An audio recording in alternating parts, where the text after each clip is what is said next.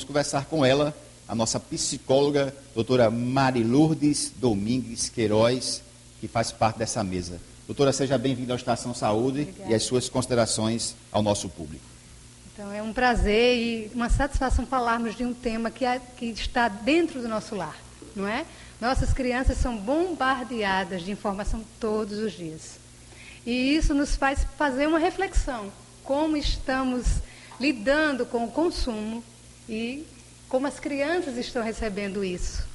Aliás, esse tema vai ser também super interessante, porque olha só, né? Segundo os especialistas em economia, o pai e a mãe, né, têm que passar exatamente essa informação de como fazer economia. E o que acontece hoje é o quê? Muitos pais estão gastando acima do que os economistas realmente recomendam. Inclusive está aqui o Dr. Christian, e para surpresa nossa, trigêmeos. Não sei como é que ele faz essa contabilidade, mas enfim, são trigêmeos. E aí, imagine se os filhos fossem realmente consumistas, a situação fica difícil. E aquela criança que faz a birra, né, que quer porque quer aquele produto. Doutora, existe uma idade específica, né? Porque muitas vezes, vamos começar logo dessa parte, daquele escândalo que a gente vê muitas vezes no supermercado, na padaria, né, que a criança faz toda aquela... Inclusive tem uma imagem aí, daqui a pouco nós vamos passar um vídeo, que lembra muito essa história. É até bom o diretor colocar logo no ponto esse vídeo, porque a birra já é um dos sinais. Como é que sabe? Como é que eu sei se meu filho ou a minha filha já está nesse contágio, né, do consumismo? Veja, a criança está em desenvolvimento, não é? Então ela necessita ser suprida de algumas coisas. E os pais precisam ir lidando melhor como elas vão se comportando. Então, se você vai, dependendo da idade, a criança vai expressar já um comportamento. Mas esse comportamento que é expressado no meio social, ele já tem uma história em casa. Como é que essa criança lida com os nãos, com as frustrações? Hoje, o limiar de frustração das crianças são baixíssimos, porque os pais têm uma necessidade de supri-las. Então, a necessidade de suprir a criança em todas as suas necessidades faz com que ela exija cada vez mais. Então, uma idade que você fala, a idade, vamos dizer assim, mais crítica do consumismo, entre os 7 e os 11 anos. Por quê? Porque é nessa fase que a criança entra realmente no meio social, onde a interação social vai trazer um reforço, né? Na escola, a criança vai estar diante dos coleguinhas, que tem aquele produto, que tem aquele outro produto, e isso tudo vai influenciando o meu desejo. Então, eu quero, né? Eu não necessito, eu quero. Exato. Aliás, é exatamente a influência do grupo social, né? Inclusive nesse vídeo que nós vamos passar daqui a pouquinho. Mas antes, vamos aos nossos patrocinadores, né? Aliás, eu acho que já passou os patrocinadores. Então, meu diretor, vamos colocar o vídeo de consumismo, um recadinho dessa criança que é consumista, na tela do Estação Saúde.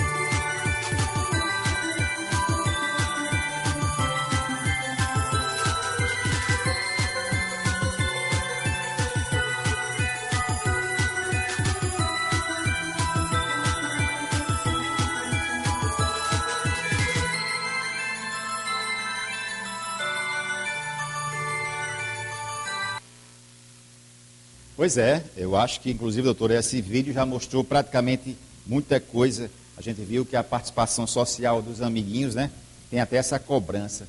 Doutora, nesse caso aí, por exemplo, filhos, né, de pai consumista, ele também se torna consumista?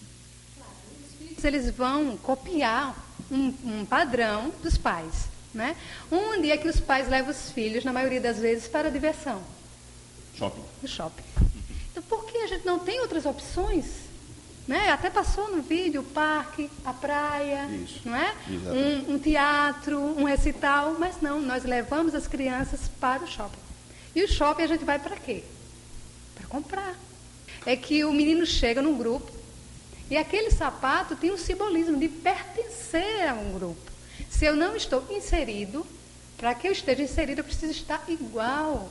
E a gente precisa trabalhar na criança, ele poder se compreender como indivíduo, fazendo parte de um grupo. Mas para que eu esteja num grupo, eu não preciso ter, porque aí a gente entra na história do ter para ser.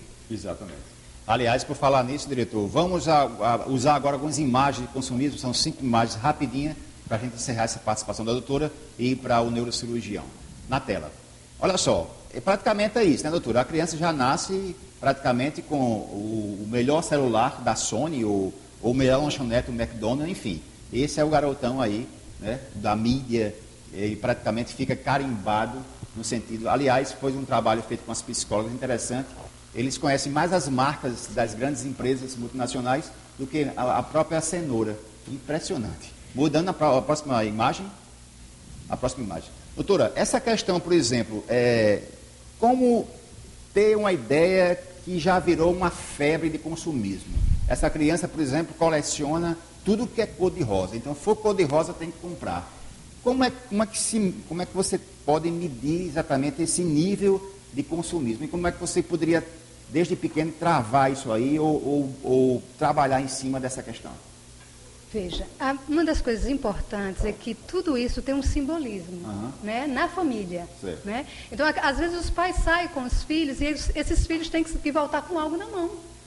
Não é só estar em família. Já é um padrão. Já é um padrão. Então, eu preciso trazer uma bola, eu preciso trazer qualquer que seja o brinquedo. E uma coisa interessante, a indústria trabalha com brinquedos e acessórios. Né? Então, você não tem só uma boneca, né? Você tem uma boneca, mas você precisa comprar um acessório e a mídia coloca isso, né? As propagandas colocam, olha, você tem que ter a casa com piscina, você tem que ter o carro, você tem que ter a academia. E a gente começa a observar que é um padrão adulto, não é no universo infantil. Porque antes, você comprava uma boneca, a criança brincava, mas na maternagem, né, brincava no seu universo, trazendo a sua realidade e construindo. Hoje, a criança quer o acessório. E aí, os pais precisam trabalhar no quê? No limite. E esse é o grande quê? Por falar nisso, a próxima imagem, coloca aí na tela, meu diretor. Essa aí, por exemplo, a criança, eu vejo que até hoje em dia, numa determinada loja comercial, todo mundo conhece aquela marquinha, né? Mas para entrar numa fila dessa empresa, praticamente não se consegue mais. E a criança, hoje, como eu falei, esse teste que foi feito, elas conhecem mais as empresas e você vê que essa imagem é um pouco, mostra a realidade, né? Amamentar em um hambúrguer, praticamente. E essa é a leitura que se faz. Mas não era nem essa imagem que eu queria trabalhar. Vamos para a próxima. Pronto, é isso aí que a doutora acabou de falar. Então, se a mãe realmente vai para o shopping, a tendência é isso mesmo. Seria essa lógica, não é isso? Eu vou copiar, né? Eu vou copiar esse padrão que o pai ou a mãe coloca, né? Doutora, aí como seria controlar tudo isso, né? Existe alguma fórmula, alguma orientação de uma psicóloga em cima desse questionamento? Só para encerrar a última imagem, nós temos a última imagem? Mais imagens ou não? Pronto. Essa aí já é a parte de nutrição. Está vendo aí, meu caro nutricionista? Essa é a situação. Primeiro, vamos fazer o seguinte. Volta ao estúdio. Vamos para as consequências, então. Uma das consequências é essa, né? A criança, ela é estimulada a consumir só pães, hambúrgueres. E aí é uma das consequências. A outra já vai para um shopping fazer compras com as mães. De volta ao estúdio, me diga como psicóloga e as mães que estão nos assistindo. As mães, o meu é assim. Existe uma fórmula, qual é o trabalho de se fazer, desde pequeno, e quem já é consumista tem solução? Veja bem, uma mudança de pensamento, uma mudança, primeiro refletir, né? A gente poder observar como é que realmente estão os nossos filhos. Então, pensando assim, você vai observar como é que você, enquanto pai e mãe, está lidando com o consumismo, comprando mais do que precisa. Então, nós temos toda uma consequência, não só social, não só familiar, mas ambiental, dos nossos recursos. Então, hoje as escolas, algumas escolas já estão trabalhando numa consciência, no consumismo consciente, onde você vai poder refletir suas necessidades. Então, logicamente, como até o doutor falou, que tem 3 filhos e que não são consumistas, você está de parabéns, porque, na verdade, é uma construção. Mas se a criança já passou do limite, aí sim, os pais vão precisar de ajuda, porque a criança vai precisar do limite e muitas vezes os pais não têm condições, não sabem como dar limites. E tem uma outra coisa, tem uma compensação. Então, muitas vezes o pai não tem tempo, a mãe não tem tempo, trabalham muito. A gente sabe que hoje a vida moderna, onde os pais têm que trabalhar, e é uma compensação em eu dar presentes, onde a criança vai se sentir naquela relação afetiva com o dar e receber, materialmente falando. Então, isso traz danos a essa relação. E aí, o que é que acontece? A criança vai querer mais. O pai e a mãe vai se sentir satisfeito em ver a criança feliz, mas está reproduzindo, está alimentando um comportamento consumista. Então, a gente não pode substituir afeto. Afeto é uma coisa que se dá, né? Às vezes os pais não têm tanto tempo, mas vamos, naquele tempo que se tem, ser o melhor tempo que a gente pode dar. O carinho, o amor, substituir o shopping pelo parque, pela praia, uma peça de teatro, caminhar no calçadão. Então, são atitudes saudáveis que a gente pode modificar, porque todo lazer precisa ser com consumo. Um piquenique, né? A bica está aí, vamos aprender sobre a consciência ambiental. Então, eu acho que são atitudes, pequenas atitudes, que a gente vai lentamente mudando toda uma estrutura consumista em que estamos vivendo. A todos vocês, agradecer a todos os participantes na mesa. Estaremos de volta aqui na próxima semana com mais um programa Estação Saúde. Uma boa semana a todos.